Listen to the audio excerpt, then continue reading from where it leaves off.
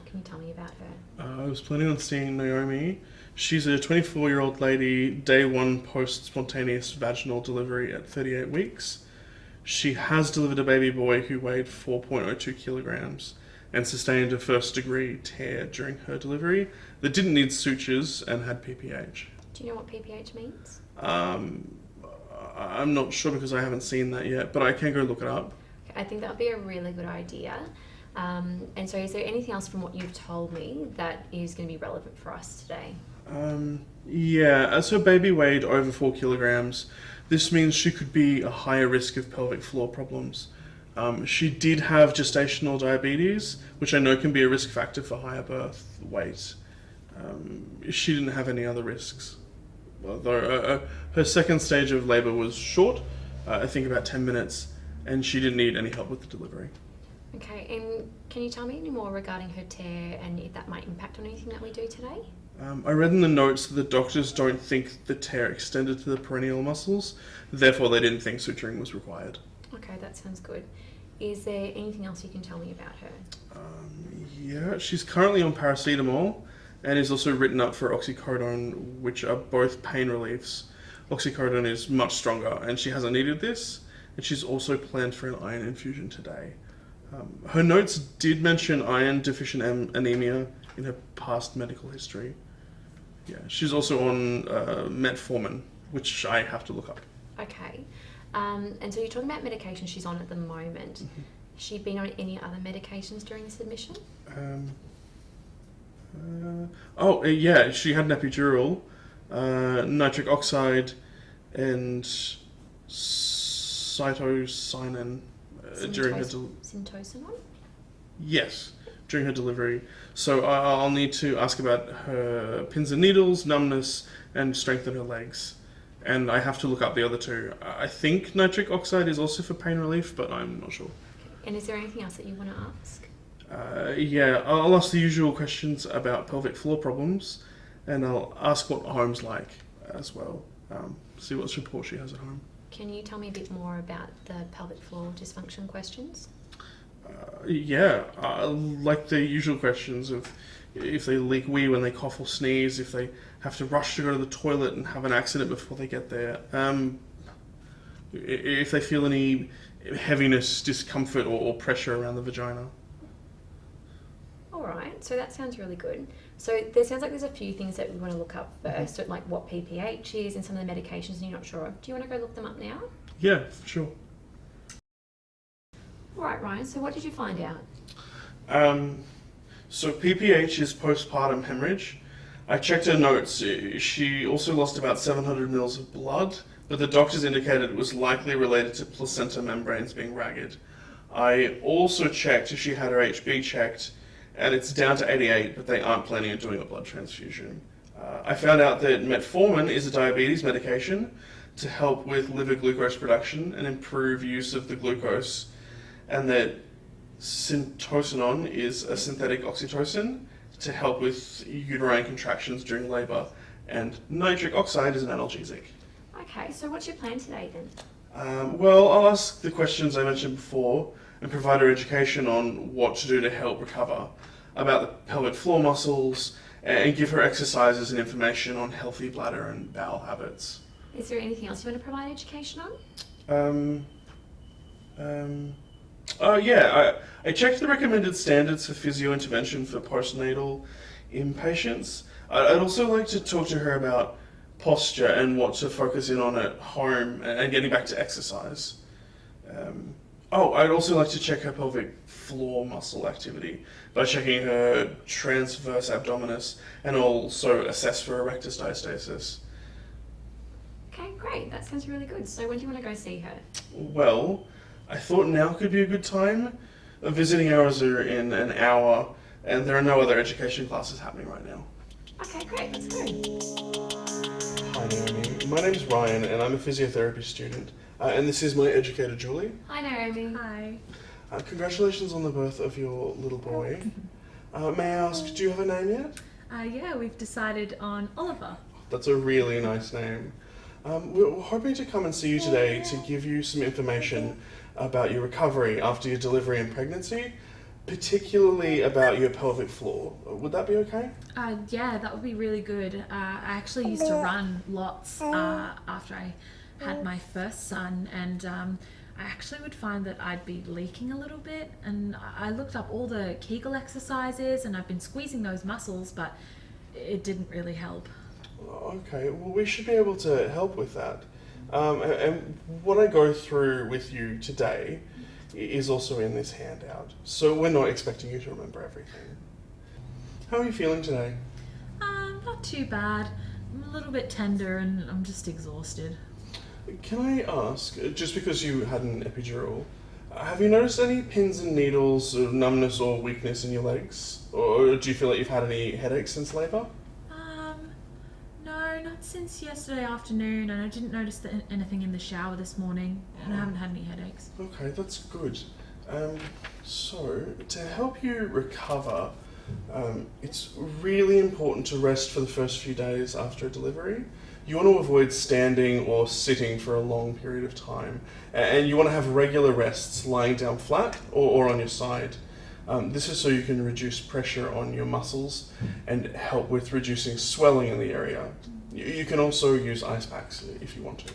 Oh, yeah, the nursing staff gave me some last night and this morning. Well, that's great.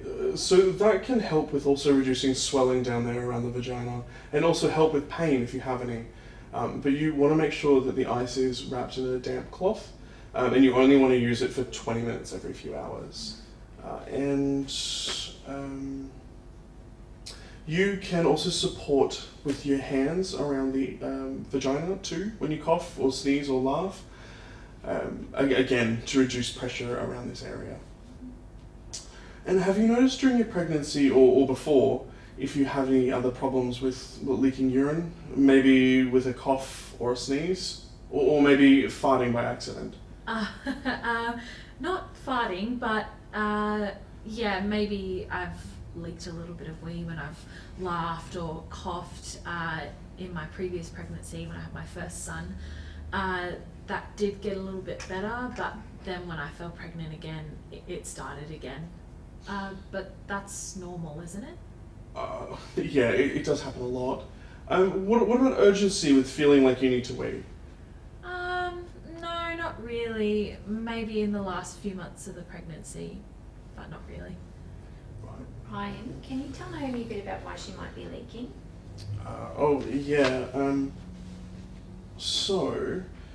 Sometimes we leak because our pelvic floor muscles get weakened during pregnancy. It's because they get put under a lot of pressure as the baby's growing, which means that they don't contract as well as they should when they need to. Yeah, and the pelvic floor muscles, they're also put on stretch because of the weight from the pressure from the baby from above, but also because of some of the hormones that are released during pregnancy called relaxin. This can also soften and stretch the muscles, so your pelvic floor muscles don't actually have to work harder to try and achieve the same contraction that they did before. And what about any feeling of heaviness or pressure down there? Not really. I did have some back pain, but that has settled down now. The doctor said that it might have been where the baby was sitting. All right. Well, as you mentioned, you sometimes leaked urine when you coughed or sneezed and when you were running. I want to explain how you can improve this. So, this is a model of your pelvis. So this is the pubic symphysis, just at the front here, this joint right here. So these are the SIJs, so these two big joints at the back of your pelvis, and this is where your tailbone and your spine are. Okay, so this whole group of muscles in here is the pelvic floor. So they attach to the front, through to the side, and then they run around the back towards the tailbone. So they support these joints, and they sit on either side of the front passage, the vagina, and the back passage. Oh, okay. That's interesting. So they can help you with control for your bladder and bowels, and help support your pelvic organs.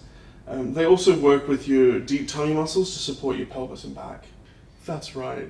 So we want to be able to help your pelvic floor and abdominal muscles to recover from carrying the baby and during the delivery. I'll go through with you how to do some exercises for these muscles now. I'm not sure I should be doing exercises at this time. It's a bit soon, isn't it? Would it cause some damage? No, starting gentle exercises early is okay to do. It can help with reducing some of the pain and swelling, and it can give you some support. Now, I know you mentioned you've done Kegel exercises before, but found you didn't improve. I'd like to run through how to do pelvic floor muscle exercises, and I can also do a check to get a guide of how your muscles are working by feeling through the side of your abdominal muscles, because these muscles usually work together. Is that okay? Yeah. Okay, while we do this, I'd also like to check to see if you have any separation of your abdominal muscles. This is a very common thing during pregnancy due to the pressure of the baby pushing against the abdominal muscles. Okay, I'm going to get you to lie down. Oh, sure. I mean, before Naomi lies down, is there anything she should do first? Oh yeah, hang on a minute. Before you do that, when you're lying down or sitting up, to reduce strain on your abdominal muscles and pelvic floor, it's best to roll through your side to get in and out of bed, and even when you're trying to lie down flat. Once the head of the bed's down. Okay. Like when I was pregnant? Yeah, like that. Okay.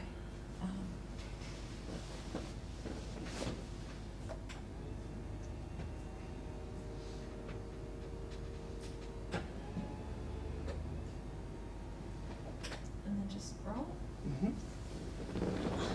Okay.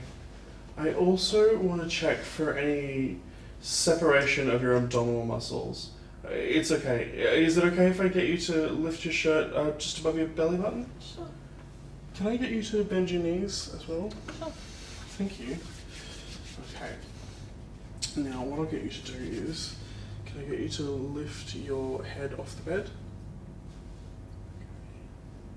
And relax. Okay, and lift your head again.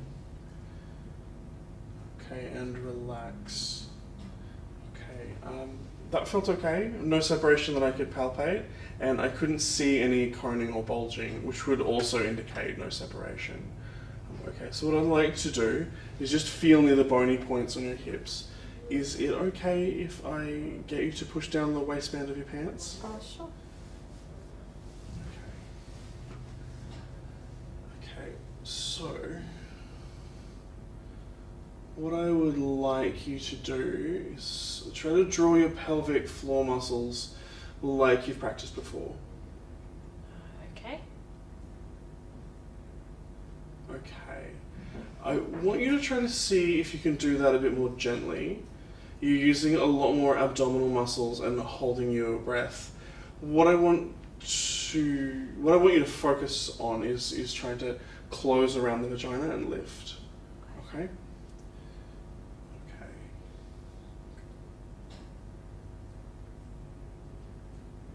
Okay, that's a bit better. And try to hold up to 10 seconds. Okay?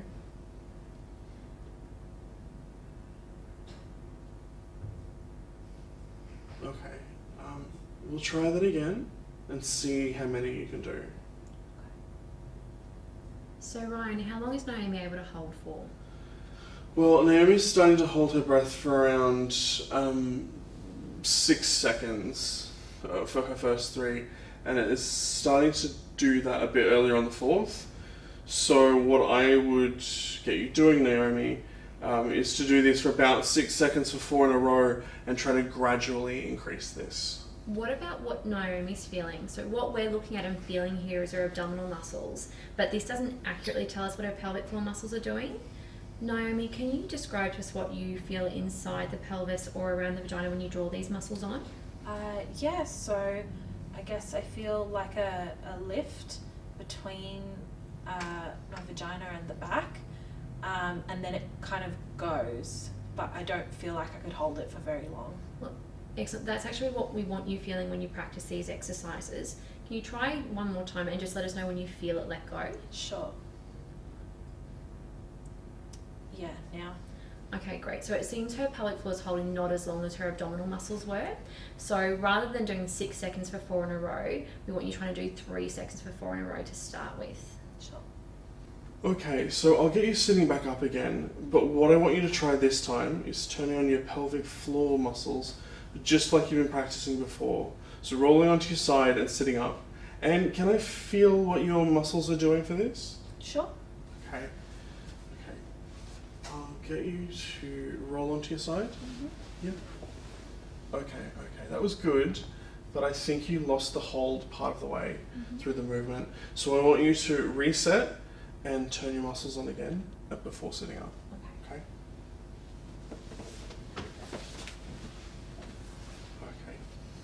So to help you further with your recovery, it's also important to get a good habits for your bladder. If you've been to the toilet, you may have seen on the back of the toilet door there was a diagram with a correct way to go to the toilet. Oh, yeah, It's also in the handout here. So this position, with having your knees higher than your hips, and leaning forward with your back straight, and letting your tummy relax, it can really help to make it easier for you to go to the bathroom. So it means you shouldn't need to strain. Sometimes a footstool might also help to relax you too. It's also important to stay hydrated and keep your stool soft. This is even more important because you've been written up to have some strong painkillers. So you want to try to aim to drink around 2 litres of fluid or water each day, but possibly more. And if you want to try to keep up your fibre, that's usually by trying to have your 2 serves of fruit and your 5 serves of veggies per day. In case you do have some problems with constipation, it is worthwhile asking your local GP or your pharmacist about stool softeners or laxatives, if you want to. Sure, I'll definitely ask about that. Do you mind if I ask, are you breastfeeding? Yeah, we're trying. We're just trying to find the right position that he can attach. Okay, with breastfeeding, you may need to drink a bit more than 2 litres, as Oliver's taking some of your hydration too. How much should she be drinking, Ryan? I think it's about an extra 0.5, maybe 1 litre. Yeah, that's right. What sort of positions are you finding working with feeding? Mainly just sitting. I've also tried lying down, but it makes it quite difficult for him to attach. Okay, well, for feeding, it's also important to make sure that you're comfortable too.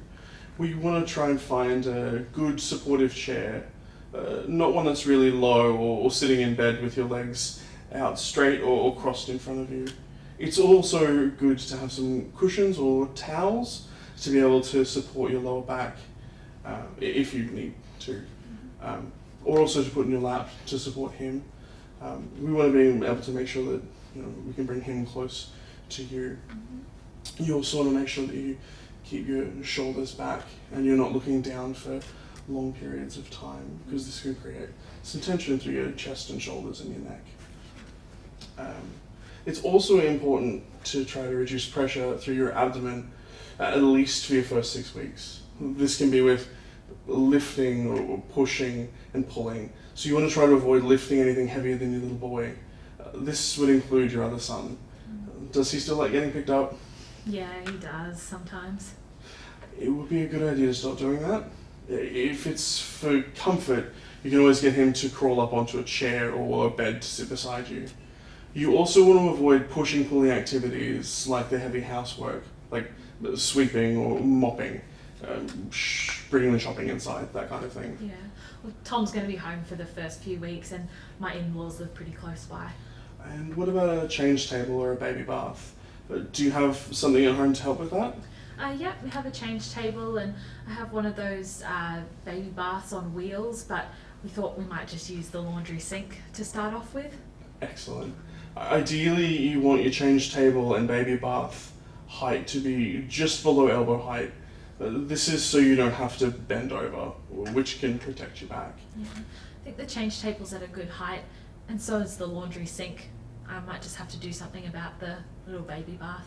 Okay, and remember, you also want the baby bath to be close to somewhere to fill and empty, or just use jugs to help with that, rather than trying to carry a baby bath that's filled with water. Sure. So that can protect your back too. Tom will be able to help me with that as well. Also, when caring for Oliver, So when you pick him up or during these activities, you want to turn on your pelvic floor and deep tummy muscles to help support your body. Also, when picking him up, you want to be close to him and bend your knees and hips, keeping your back straight, and then push through your legs to straighten. This is a good habit to be in for all of your movements. What about exercise? Is there anything you want to get back to? I'd really like to get back into running. I tried after a couple of weeks the last time, but I just found that I keep wetting myself a bit. Well, that's right. Well, for your first 6 weeks, you really don't want to be doing anything more strenuous than walking. You can do that straight away, but you want to gradually build up to being able to walk 30 to 60 minutes per day by about 6 weeks. This is to help your muscles heal and recover. After 6 weeks, you can start to do more gentle, low-impact exercises, like swimming or riding a bike or gentle yoga. You don't want to start doing any high-impact exercises like running for at least 3 months. Now, you might feel like you're strong enough to do this, but you might be causing harm to your body if you start too early. So I can't start running for 3 months? Yeah, it's to help your body to have enough time to recover. Sometimes if we start too early, you can increase your risk of pelvic floor problems, like leaking urine whenever you run. Okay, so that's mainly what I wanted to run through with you today. Do you have any questions? No, I think you've pretty much covered everything. Because you've mentioned you've been leaking urine when coughing, laughing and running, would you like to see a physiotherapist to help with this? If you think that would be helpful, then yeah. Would I have to come back here? Well, we can make a referral to the women's health physiotherapists in the outpatient department. Okay. It's just that I live an hour from here, so it's a pretty long way to come. I can look into if there are any services closer to home for you and let you know. That would be really helpful. Okay, well, I'll come back and let you know about follow-up options. But otherwise, you don't really need anything else from us at the moment. Okay, so Ryan, how do you think that went? Yeah, I think it went okay. I forgot a few things, so I had to check the handout again to make sure I covered everything. But I did get to check everything I wanted to. Great, I would agree. What do you think about her urinary incontinence? Well, it sounds like stress urinary incontinence. But she also sounds like she tried to return to running really early after her first pregnancy. And maybe if she waited a little bit longer, it may have improved. Yeah, I would definitely agree with that. And what about your findings on assessment? Well, there was no evidence of rectus diastasis. It felt like 2 centimeters supra and infra umbilically. And from what I can tell from her transverse abdominis activation, she does fatigue quickly, which may be why she has stress urinary incontinence. And what about how she was practicing her pelvic floor exercises before? I definitely don't think she would have been getting a really good contraction. She was getting a lot of upper abdominal engagement and breath holding, which I think is why she didn't get better when she tried the exercises herself, because she'd likely have been increasing her intra-abdominal pressure rather than supporting. So I think a follow-up appointment would be a good idea to make sure she's getting the correct pattern of activation with her pelvic floor muscles to help her get back to running. Absolutely, I think that's a really good idea, and I think you're absolutely right. There's a lot of other reasons rather than just pelvic floor dysfunction that could be the cause of her stress urinary incontinence. So I think arranging that follow-up with a one-on-one physiotherapist could be a really good idea to determine she's doing the right things with her pelvic floor.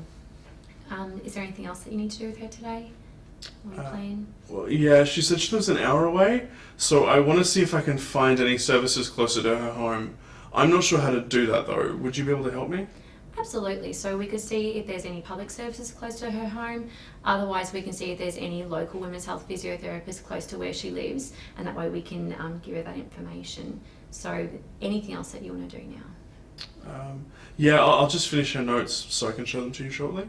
Yeah, that sounds really good. Excellent.